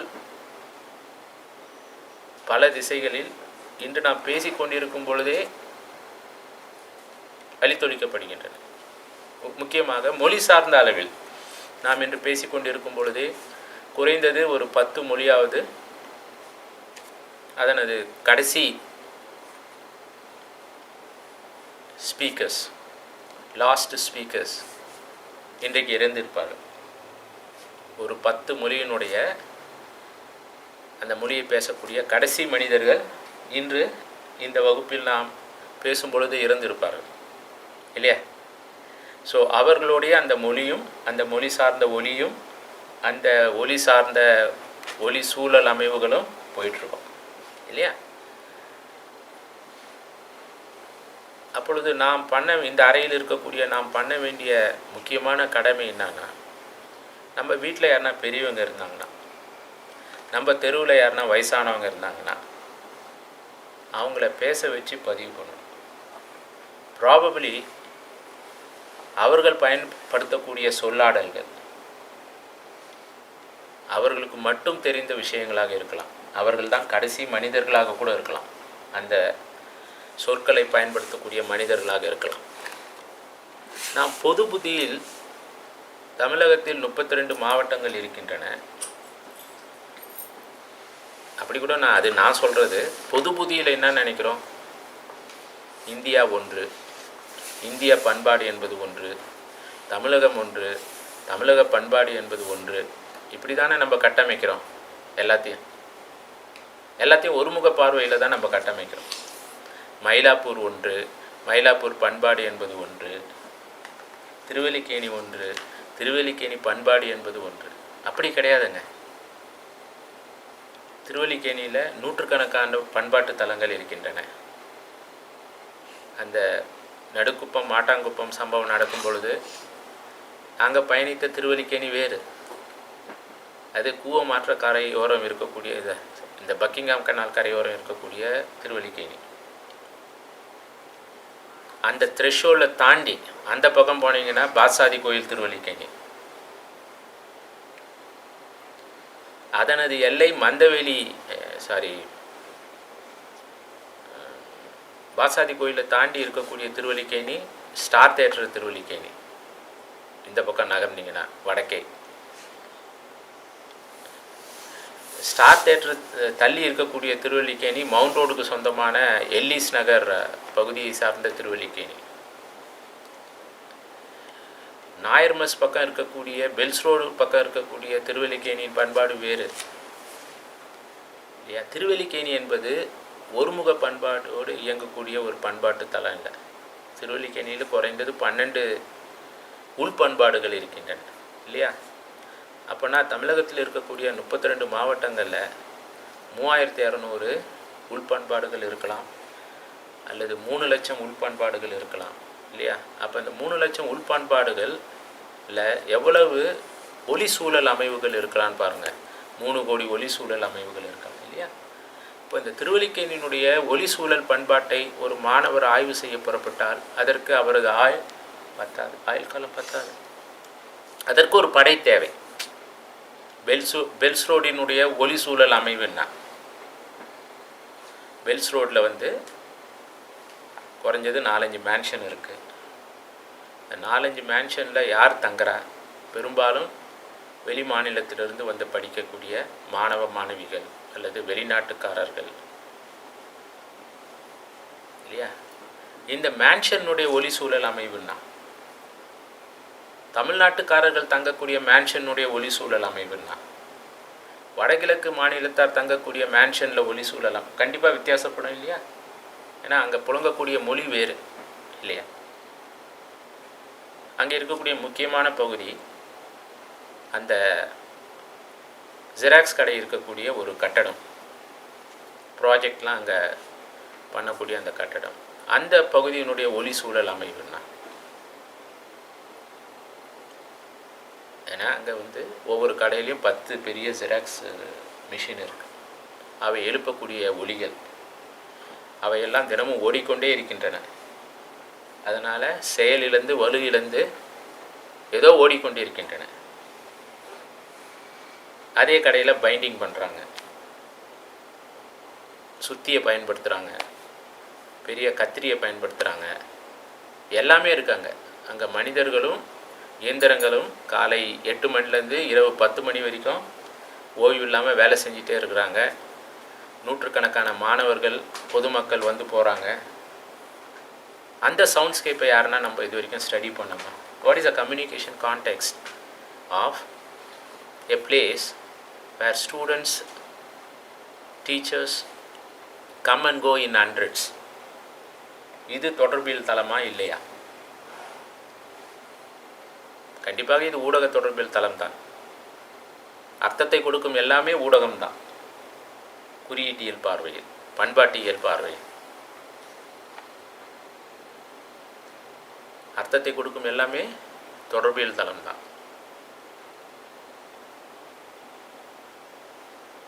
இது மாதிரி விஷயங்களை தான் நீங்கள் அணுகும். இறுதியாக நமக்கு குறைந்தது ஒரு 6-7 வகுப்புகள் தேவைப்படும். இது ஒரு அறிமுக வகுப்பு தான். உங்களது எண்ண ஓட்டங்களை சுட்டி எழுப்ப வேண்டும் என்று தான் இந்த வகுப்பின் நிலை இவ்வாறு போகிறது. 2 முக்கியமான ஆய்வு புலங்கள் நமக்கு புலப்பட வேண்டும். இந்த வகுப்புக்கு வெளியே வகுப்பு அமர்வுகள் எல்லாமே ஓரளவில்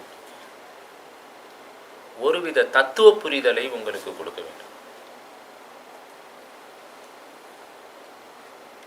Communication is not only culture. We need to look at communication not only as culture, culturally mediated, but also mediated by a sense of philosophy. தொடர்பியல் என்பது பண்பாடு சார்ந்து மட்டும் இயங்குவதாக நாம் புரிந்து கொள்ளக்கூடாது. தொடர்பியலின் மற்றொரு அர்த்தம் பண்பாடு. பண்பாடு தான் தொடர்பியல், தொடர்பியல் தான் பண்பாடு. இதை நாம் பிரித்து பார்க்க முடியாது. To understand communication as culture, we need the support of one more dimension, one more disciplinary perspective, and that is philosophy. Communication is at once culture, is at once philosophy. Communication என்பது ஒரே அளவில் தத்துவமும் ஆகும், பண்பாடும் ஆகும். Communication is culture, communication is philosophy. Communication cannot be communication without being a cultural context and a philosophical context.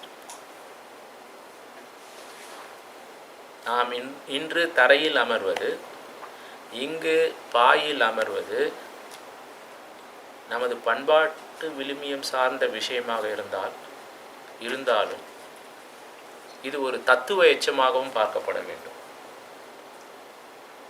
தமிழர் பண்பாடு நிலம் சார்ந்த விஷயம்.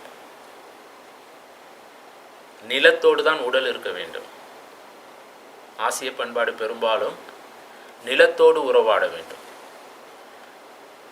தரையோடு உறவாட வேண்டும், பூமியோடு உறவாட வேண்டும். அதனால்தான் ஆசிய நாடுகளில் இன்றும் தரையில் அமர்ந்து சாப்பிடும் பழக்கம், தரையில் அமர்ந்து வாழ்வியலை நடத்தும் பழக்கம் நகரப்பகுதிகளை தவிர்த்து அனைத்து ஆசிய நாடுகளிலும் இன்றளவும் தரைதான் மனித உறவுக்கு அடித்தளம். தரையிலிருந்து தான் நமது உடல் உயிர் எல்லாமே புறப்படுகிறது. அதனால்தான் நாம் தரையில் அமர்ந்திருக்கிறோம். இந்த துறையில் நாம் இந்த மாற்றத்தை கொண்டு வந்தது எதற்காகனா, இதை நம்ம லெக்சர் மூலமாக சொல்கிறது வேறு, கம்யூனிகேஷன் இஸ் கல்ச்சர் என்று சொல்கிறது வேறு, கம்யூனிகேஷன் இஸ் ஃபிலாசபி என்று சொல்வது வேறு. பட் அதே ஒரு ஸ்டுடியோவில், ஒரு மாடர்ன் ஸ்டுடியோவில், டைக்கின் ஏசி ஓடக்கூடிய ஸ்டுடியோவில் பாய் போட்டு உக்காந்து பேசும் பொழுது வி ஹவ் ரெடி எக்ஸாம்பிள் இல்லையா? தரைக்கும் தமிழர்களுக்கும் என்ன சம்பந்தம்னு அதை வாழ்வியல் ரீதியாக புரிந்து கொள்ளலாம். அதனால் தைப்பொங்கலுக்கு பிராமணர்கள் கடைபிடிக்கக்கூடிய உணவு பழக்க வழக்கங்கள் வேறு, பிராமணர் அல்லாதவர்கள் கடைபிடிக்கக்கூடிய உணவு பழக்க முறைகள் வேறு. பிராமணர்கள் பெரும்பாலும் கிழங்கு வகைகளை பண்டிகை நாளில் சமைக்க மாட்டாங்க. என்ன காரணம்? இதற்கு தான் communication is culture, communication is philosophy என்ற புரிதல் நமக்கு அவசியம். தொடர்பியல் தான் பண்பாடு, பண்பாடு தான் தொடர்பியல். இரண்டையும் புரிந்து கொள்ள வேண்டும் என்றால் தொடர்பியல் தான் தத்துவம் என்பதையும், பண்பாடு தான் தத்துவம் என்பதையும் புரிந்து கொள்ளும். என்ன தத்துவம் அதில் இருக்குது? தைப்பொங்கலில் ஏன் நம்ம கிழங்கு சமைக்கிறோம், அவங்க கிழங்கு சமைக்கிறதில்ல? அது தரைக்கு உள்ளே இருக்குது. அவர்களுக்கு தரையே தீட்டு. வேத மரபில் வந்தவர்களுக்கு அவர்களுக்கு உடலே தீட்டு. அவர்களது உடலில் சுரக்கக்கூடிய, நாக்கில் சுரக்கக்கூடிய எச்சிலே தீட்டு. ஆனால் தீவிர சிந்தனையாளர்கள் இல்லையா, ரொம்ப சிந்திக்கிறாங்க இல்லையா, அதனால் இயற்கைக்கு எதிராகவே எல்லாத்தையும் அவங்க கட்டமைக்கிறாங்க. வேத மரபு என்பது இயற்கைக்கு எதிரான மரபு என்பதற்கு இது ஒரு உதாரணம். அதனுடைய எச்சம்தான் தமிழ்நாட்டு பிராமணர்கள் டபரா டம்ளரை பயன்படுத்த ஆரம்பிக்கிறாங்க. எச்சில் படாமல் காஃபி குடிக்கணும். எப்படி குடிக்கிறது? சூடாக இருக்கும் காஃபி இல்லையா, ஆற்றி குடிக்கலாம் ஈஸியாக. ஸோ நமது உடலே நமக்கு எதிரி பிராமணர்களை பொறுத்த வரைக்கும். ஏன்னா உடல் என்பது தீட்டான சமாச்சாரம். ஸோ எல்லாமே தீட்டு தான். மண் தீட்டு, மண்ணில் விளையிற கிழங்கு தீட்டு, எல்லாமே தீட்டு. ஆனால் அந்த பண்பாட்டு எச்சம் இன்னும் மறையலை நம்ம பிராமணர் அல்லாதவர்களை பொறுத்த வரைக்கும். பொங்கலுக்கு படைக்கிறதெல்லாம் 4-5 கிழங்கு தான். அதுதான் ஒரு சராசரி படைப்பு பொருளாக இருக்க முடியும். ஆனால் அவர்கள் கிழங்கை பூஜை அறையில் படைக்க மாட்டாங்க. புரியுதா? ஸோ இந்த பார்வையில் தான் நாம் பார்க்க வேண்டும். இதற்கு நமக்கு ஒன்றுக்கும் மேற்பட்ட அறிவு புலங்களின் உதவி தேவைப்படுகிறது. அதில் முக்கியமான புலம் ஃபினாமினாலஜி என்று சொல்லப்படுகின்ற புலம். கொஞ்சம் சிக்கலான தளம்தான். ஆனால் எனக்கு நம்பிக்கை இருக்கிறது, நீங்கள் புரிந்து கொள்வீர்கள் வரும் அமர்வுகளில். நாம் எவ்வாறு புலன் உணர்வு சார்ந்து, மன உணர்வு சார்ந்து வாழ்வியலில் சில விஷயங்களை அணுகுகிறோம், அனுபவிக்கிறோம். இதுதான் ஃபினாமினாலஜினுடைய இது. What counts in phenomenology is experience, human experience. இந்த ஃபினாமினாலஜி என்ற துறை உருவாக காரணமானவர் உசேல், HUSSERL, எட்மண்ட் உசேல் என்கின்ற அறிஞர்.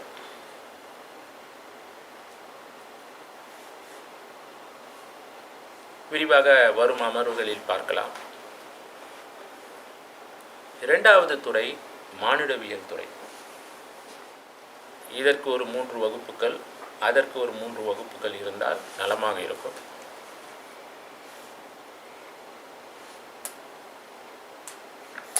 அண்மை காலத்தில் ஒளி சார்ந்த புரிதலை வளர்த்தெடுத்தவர்கள் மானுடவியல் அறிஞர்கள். இதற்கு முன்னால் ஒளி சார்ந்த புரிதலை வளர்த்தெடுத்தவர் ஜெர்மனிய பேராசான் ருடால்ஃப் ஆர்னைம் என்ற அறிஞர்.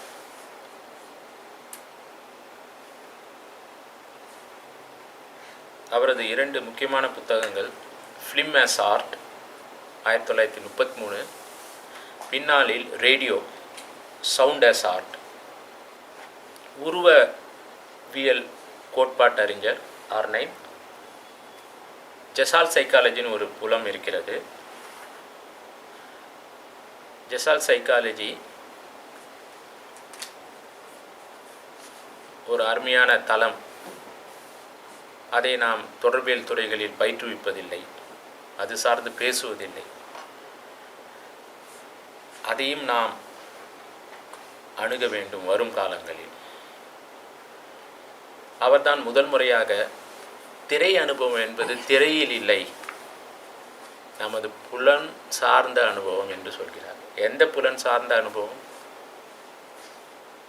புலன் உணர்வு என்பது காட்சி புலன் உணர்வு,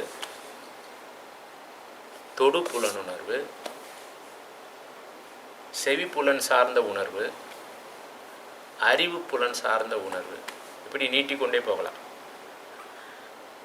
இந்த அனைத்து புலன் உணர்வுகளின்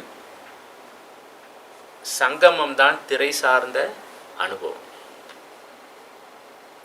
We experience film viewing because human beings have certain faculties which get a certain perception fields. முக்கியமாக விஷுவல் பர்செப்ஷன். இந்த காட்சி புலனுணர்வு, கேட்கும் புலனுணர்வு, இவற்றை சீர்தூக்கி உடனடியாக இயங்கக்கூடிய அறிவு புலனுணர்வு, இவை தான் நமக்கு அந்த திரை அனுபவத்தை கொடுக்கிறது. இவை இல்லை என்றால் திரையில் ஓடும் விஷயங்கள் நமக்கு புரியாது. So he was a great scholar on perception studies. அவர் சொல்லியதையும் நாம் வரும் அமர்வுகளில் விவாதிக்கலாம். முக்கியமாக மானுடவியல் அறிஞர்கள் சங்க காலத்தில் இயற்கையோடு இருந்தாருங்க. நம்ம மனிதர்கள், கவிஞர்கள் அருமையாக பார்த்ததை கேட்டதை அப்படியே பதிவு செஞ்சிட்டாங்க. அண்மை காலத்தில் நம்ம யாரும் காட்டுக்கு போகிறதில்ல. காட்டுக்கு போனாலும் அதே அளவில் சங்ககால புலவர் மாதிரி எதையும் பார்க்கறதில்ல, கனெக்ட் பண்ணுறதில்ல. இன்றைக்கி எல்லா விஸ்காம் ஸ்டூடெண்ட்டும் வைல்ட் லைஃப் ஃபோட்டோகிராஃபராக ஆகணும்னு நினைக்கிறாங்க, ஆட் ஃபோட்டோகிராஃபர் ஆகணும்னு நினைக்கிறாங்க, இல்லைங்களா பிரகாஷ்? கிளாமர் ஃபோட்டோகிராஃபிக்கு போகணுன்னு நினைக்கிறாங்க. ஒரு வைல்ட் லைஃப் ஃபோட்டோகிராஃபியில் ஆசை உள்ள விஸ்காம் ஸ்டூடெண்ட் என்ன பண்ணலாம்? தற்சமயம் அவர் என்ன பண்ணுறார்?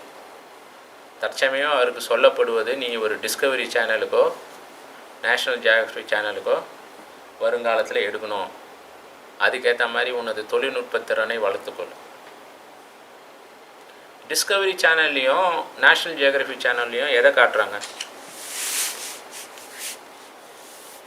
அருவியின் ஆர்ப்பரிக்கும் ஒளி முரசொலி மாதிரி இருந்ததுன்னு ஒரு வியாக்கியானம் அங்கே எங்கன்னா இருக்கா?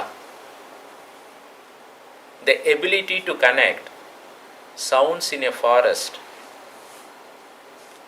in a differential manner. அது மாதிரி சொல்கிறாங்களே எந்த டாக்குமெண்ட்ரியிலனாலும்.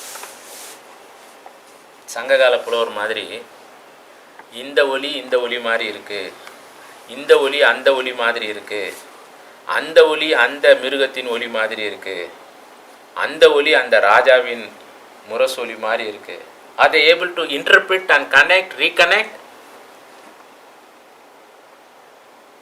What is phenomenology? எது phenomenology? One author says, phenomenology is easy to apply. தமிழில் சொல்லனா தோற்றப்பாட்டியல்னு சொல்லலாம், அல்லது புலனுணர்வியல்னு சொல்லலாம். It is about the experience, an experience that is internal, that is tied to the outside world. எந்த அளவில் வைல்ட் லைஃப் ஃபோட்டோகிராஃபர்ஸ் இதை பண்ணுறாங்க தெரியாது. They don't interpret sounds in their films. Their focus is on a certain aesthetics, that is to capture things clearly, as clearly as possible, while keeping the drama in place. இல்லையா? ஒரு dramatic எஃபெக்ட்டுக்காக உருவாக்கப்பட்ட படங்கள் தான் இவை, இல்லையா? So that இதுக்கு ஒரு கூட்டம் உருவாகணும். எப்படி ஒரு காலத்தில் வெஸ்டர்ன் ஜான்ராக்கு ஒரு கூட்டம் உருவாக்கப்பட்டதோ அதே மாதிரி தான் இப்போது இந்த ஜான்ராக்கும் ஒரு கூட்டம் உருவாக்கப்படுகிறது. ஸோ இந்த துறையில் ஆர்வமுள்ள இளைஞர்கள் மறுபடியும் ஒரு பெரிய படையாக புறப்பட்டு ஒரு முக்கியமான விஷயத்தை தொலைக்க போகிறாங்க. அது என்னன்னா, the ability to connect sounds in nature critically, or at least with a sense of interpretation. மாற்று பார்வையில் அந்த சவுண்ட்ஸை கனெக்ட் பண்ணலனாலும் அதை இன்டர்பிரட் பண்ணுறதுக்கு கூட அவங்க தயங்குவாங்க. So to them, the sound of a lion is the sound of the lion. It has no relationship with other creatures. It has to exist on its own. மற்றதெல்லாம் இறைச்சல் ஆகிடும், இல்லையா? So just as noise has to be eliminated, the visual noise also has to be eliminated. So what happens in Discovery Channel type of documentaries? Two kinds of elimination. The sound based noise is eliminated, the visual noise is also eliminated. What is a visual noise? What is not proper? எது சரியில்லை, எது இருக்கக்கூடாதோ அதுதான் noise, இல்லையா? இதை நம்ம பண்ணக்கூடாது என்று சொல்லியவர்கள் தான் மானுடவியல் அறிஞர்கள். முதல்ல 50களில் ஜான் ட்ரூஜ் என்ற ஒரு மானுடவியல் திரைப்பட அறிஞர், பெரும்பாலும் இவர்கள் பழங்குடி மக்கள் வசிக்கக்கூடிய பகுதிகளில் வேலை செய்தவர்கள். அதில் ஜான் ட்ரூஜ், ROUGE, அவர் பெரிய பிதாமகர். அவர் முறையாக திரைப்பட தொழில்நுட்பத்தை கற்று அதே பார்வையில் ஆப்பிரிக்கா போய் படங்களை எடுக்கிறார், மானுடவியல் பார்வையில். அப்பொழுது அவருக்கு அங்கிருந்த பழங்குடி மக்கள் சவுண்ட்ஸ்கேப்பை பற்றி ஒரு பாடம் எடுக்கிறாங்க. யாருக்கு? பாரிஸ் நகரிலிருந்து புறப்பட்டு சென்ற ஒரு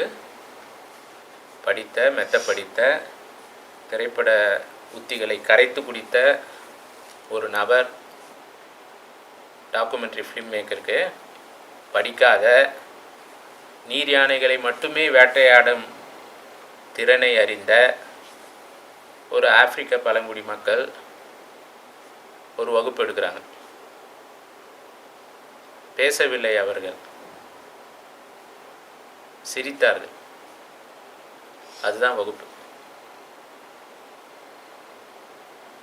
இந்த மனுஷனுக்கு புரியல, என்னடா இது போஸ்ட் ப்ரொடக்ஷன்லாம் அட்டகாசமாக பண்ணியிருக்கணுமே, நம்ம எங்கே கோட்டை விட்டோம், எல்லாம் துணி போடாமல் இருக்கானுங்க, ஃப்ரெஞ்சுக்காரனை பார்த்து சிரிக்கிறாங்களே அப்படின்னு இந்த மனுஷனுக்கு புரியல. ஏங்க சிரிக்கிறீங்க? மறுபடியும் சிரிக்கிறார்கள். சொல்லிட்டு சிரிங்க, வடிவேல் மாதிரி ஆயிடுச்சு, ஜோக்கு மாதிரி. சொல்லிட்டு சிரிங்கன்றாங்க. ஒன்றும் இல்லை, யார் கேட்டால் இந்த இறைச்சல்லாம், யார் கேட்டால் இந்த பிஜிஎம்லாம்? நாங்கள்லாம் நீர் யானையை வேட்டையாடும் போது பிஜிஎம் போட்டுக்கினா வேட்டையாட்டோம். அப்போ நீர் யானையை வேட்டையாடும் பொழுது நாங்கள் மூச்சு கூட விடக்கூடாது, சத்தமே எழுப்ப முடியாது, நிசப்தமாக இருக்கணும். மூச்சு விட்டால் கூட அந்த நிசப்தம் போயிடும். நீங்கள் எடுத்த படத்தில் பிஜிஎம்மோடு நாங்கள் வேட்டையாடுறோமே, எப்படி வேட்டை சாத்தியம்? அப்போ தான் இந்த மனுஷனுக்கு உரைச்சது, போஸ்ட் ப்ரொடக்ஷனில் நம்ம எதை பண்ணக்கூடாது. அவனுடைய இயற்கையில் இருக்கக்கூடிய சவுண்ட்ஸ்கேப்பை இவர் என்ன பண்ணுறாரு, பிஜிஎம் போட்டு காலி பண்ணிடுறாரு. இயற்கையில் இருக்கக்கூடிய சவுண்ட்ஸ்கேப்புன்னா சைலன்ஸ், நிசப்தம். அங்கே இவர் சத்தத்தை நுழைக்கிறார். ஜான் ரூஜினுடைய படங்களை நீங்கள் பார்க்க வேண்டும். அப்படி அவர் பயணப்படும் பொழுது கடைசியில் என்ன உத்தியை கையாளுறாருன்னா,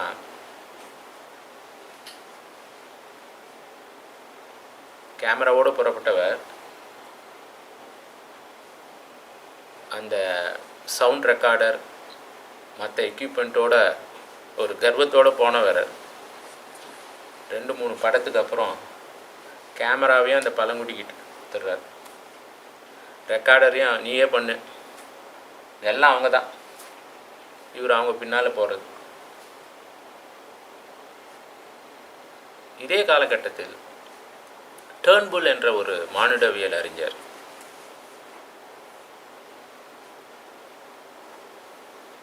rain forest, sounds of a rain forest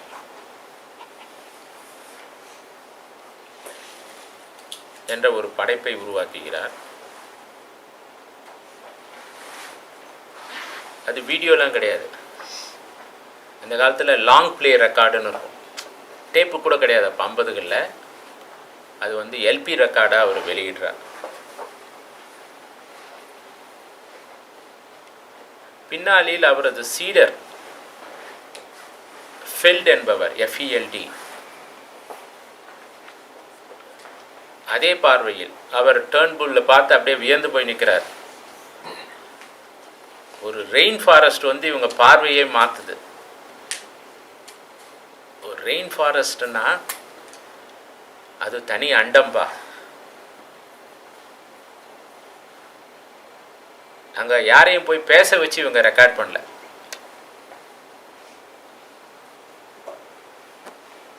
They realize that an anthropologist must have an ethnographic ear. Ethnography என்பது இனவரைவியல், மானிடவியல் அறிஞர்களுக்கு சொந்தமான ஒரு ஆய்வு முறைமை இனவரைவியல். ஒரு இனக்குழுவை நீங்கள் ஆய்வு செய்ய போகிறீங்கன்னா அந்த இனக்குழுவில் நீங்கள் ஐக்கியமாகி அந்த இனக்குழுவில் ஒரு உறுப்பினராகி அவர்களது பழக்க வழக்கங்களை கூர்ந்து கவனித்தல், அதை பதிவு செய்தல். இப்பொழுது இந்த திரைப்பட கருவிகள்லாம் லகுவாக எளிதாக எடுத்து செல்லும் அளவில் வரும் பொழுது இது இந்த மானிடவியல் அறிஞர்களுக்கு ஒரு பெரிய வரப்பிரசாதமாக இருக்குது. 8mm கேமரா, 16mm கேமரா முதல்ல, அப்புறம் வீடியோ கேமராஸ், இதெல்லாம் வரும்பொழுது இவங்க காட்சி ரீதியாக இந்த இனக்குழுக்களை பதிவு செய்கிறாங்க. அப்போ கிளிஃபோர்ட் கிட்ஸ் என்ற ஆந்த்ரோபாலஜிஸ்ட் சொல்கிறாரு, an ethnographer must also have a keen ear. Ethnography is not just about watching somebody doing something. You should also have an ethnographic earனு அருமையாக சொல்கிறார். கேட்கும் திறனும் அவசியம். இன வரைவியலுக்கு முக்கியம் கேட்கறது. அவர்கள் எழுப்பக்கூடிய ஒலிகள், அந்த ஒலிகளின் அர்த்தங்கள், எப்பொழுது எவ்வாறு இந்த ஒலி அமைவுகள் கட்டமைக்கப்படுகின்றன. இந்த மாணவர் ஃபெல்ட் என்பவர் இந்த 3 எல்பி ரெக்கார்டு தான் ஒரு பெரிய அறிஞரை உருவாக்குது. டர்ன்புல்லோட அவர் பேசுகிறார். காலின் டர்ன்புல் 50களில் இயங்கியவர். 60ல் ஒரு முக்கியமான புத்தகத்தை போடுறாரு. அப்புறம் இவர் அந்த எல்பி ரெக்கார்டு இப்படி பண்ணியிருக்கான மனுஷன், அதை அவர் பாதையிலே போய் இவர் சில வார்த்தை மாற்றங்கள் தான். அவருடைய படைப்பினுடைய பெயர் the sounds of a rain forest. இவரது படைப்பின் பெயர் the sound in a forest. அந்த ரெயின் ஃபாரஸ்டில் எவ்வாறு சவுண்ட்ஸ்கேப்ஸ் ஒன்றோடு ஒன்று போட்டி போட்டுக்கொண்டு தொடர்பியல் தளங்களாக வேலை செய்கிறது, அந்த மக்களுக்கு அவைதான் தொடர்பியல் தளங்கள். அந்த மக்களை அவர்களின் இயல்பான நிலையில் அவர்களது சகாக்கள் எழுப்பக்கூடிய ஒலிகளோடு அவர்கள் பதிவு செய்கிறார்கள். யாரையும் பேச வச்சு ரெக்கார்ட் பண்ணல. அந்த படத்தை எடிட் பண்ணவர் தான் பேசினார்.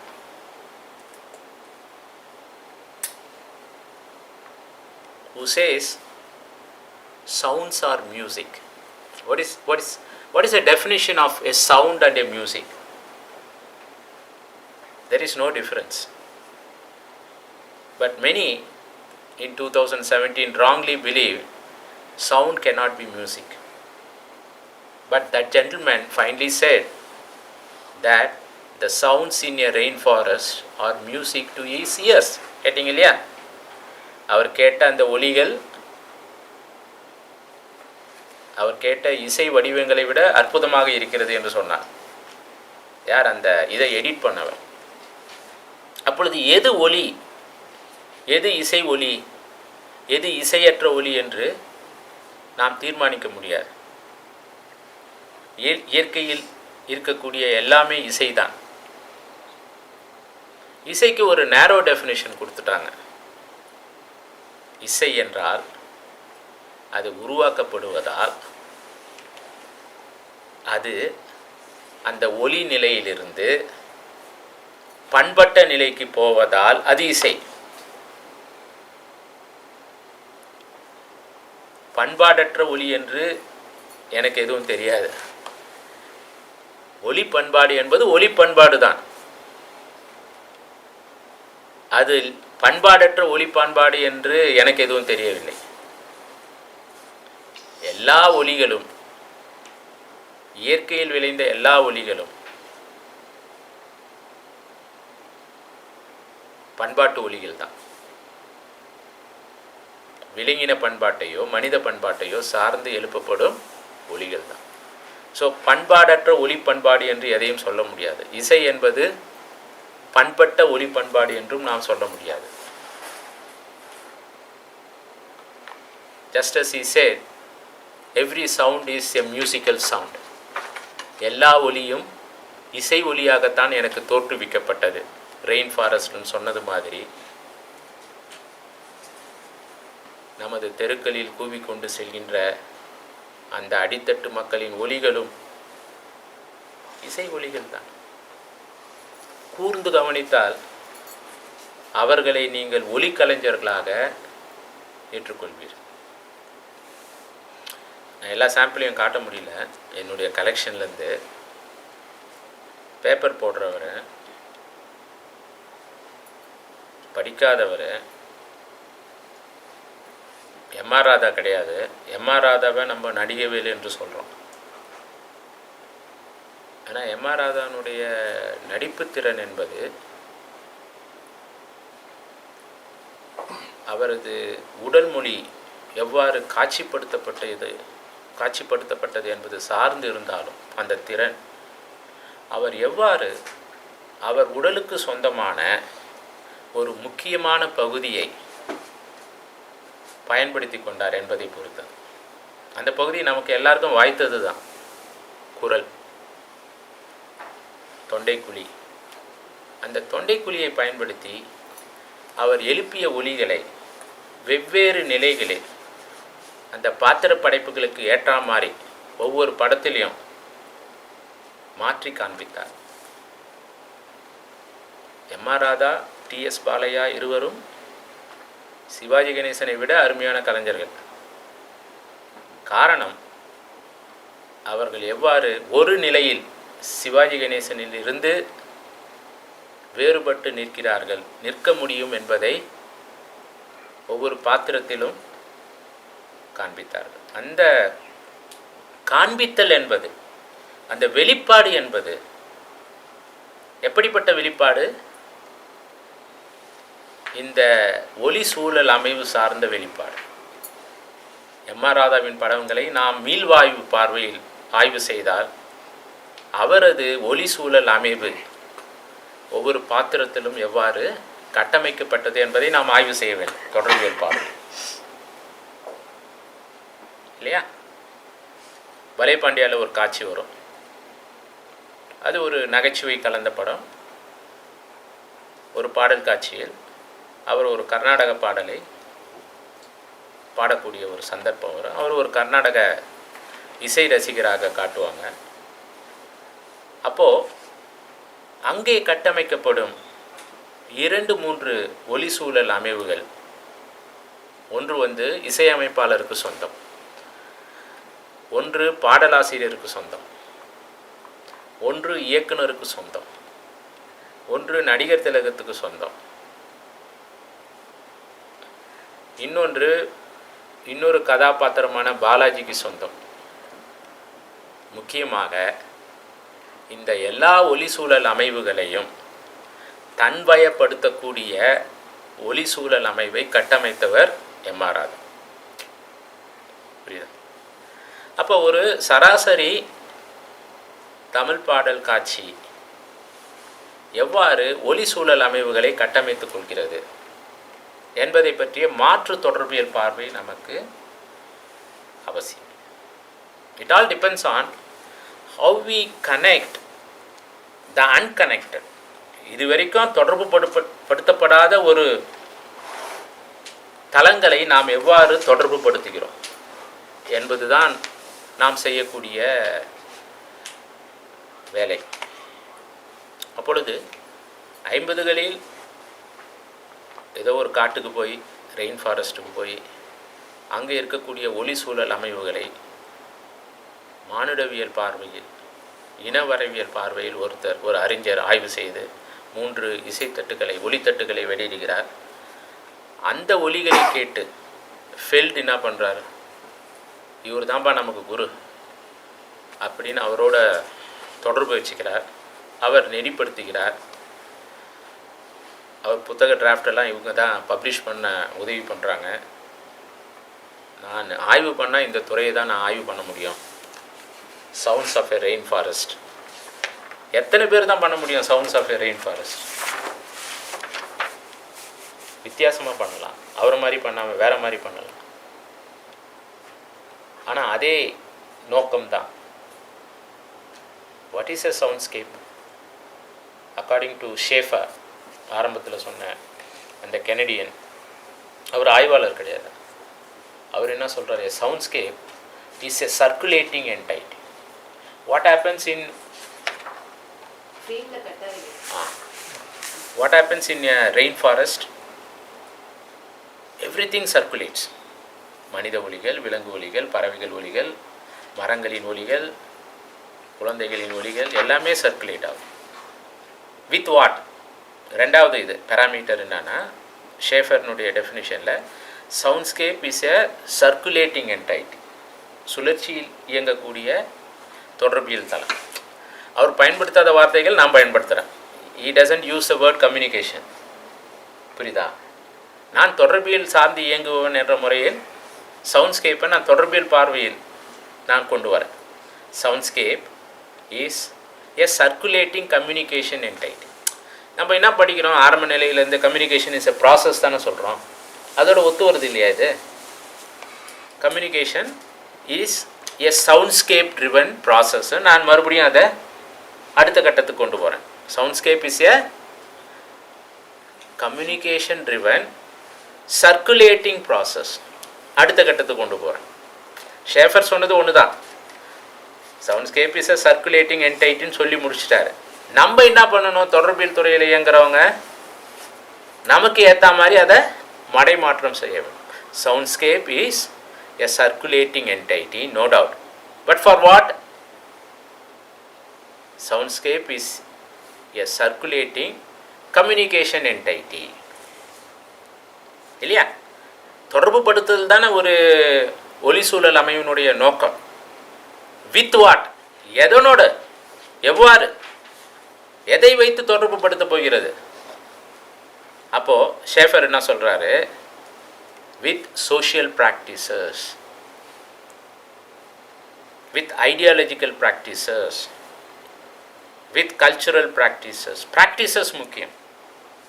ஒலி சூழல் அமைவு என்பது பழக்க வழக்கங்கள் சார்ந்தது. இந்த பேப்பர் விற்கிறவர் ஏன் 3 குரலில் பேசிட்டு போகிறார்?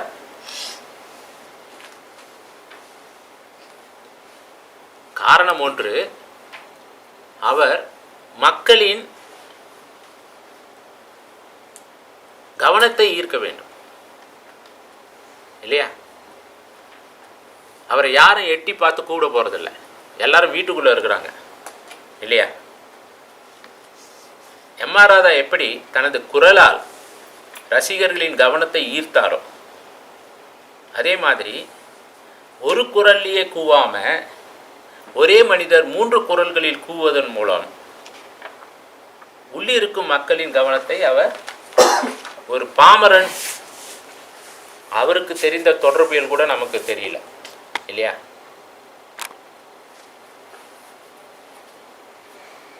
அதே அளவில் அவர்கள் கூவும்போது உரத்து 3-4 குரலில் அவர்களின் தொடர்பியல் ஆற்றலை வெளிப்படுத்தும் பொழுது, அவர்கள் தினமும் அதை செய்வதால், தினமும் ஒரே பாணியில் செய்வதால்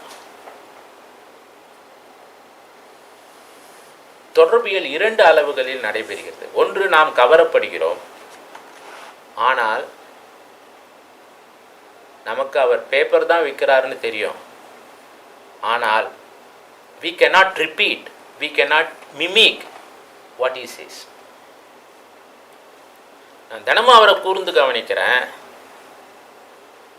ஆனால் அவர் எழுப்பக்கூடிய வார்த்தைகளின் விஸ்திரான எனக்கு புலப்படலை. It sounds to me like paper spray, paper spray. மறுபடியும் கேட்டு பாருங்க. It sounds as paper spray. இன்றும் நான் கேட்டேன். ஒரு நாள் அவரை பதிவு செய்யும் பொழுது கேட்டால் தான் தெரியும், பேச வச்சு கேட்டால் தான்.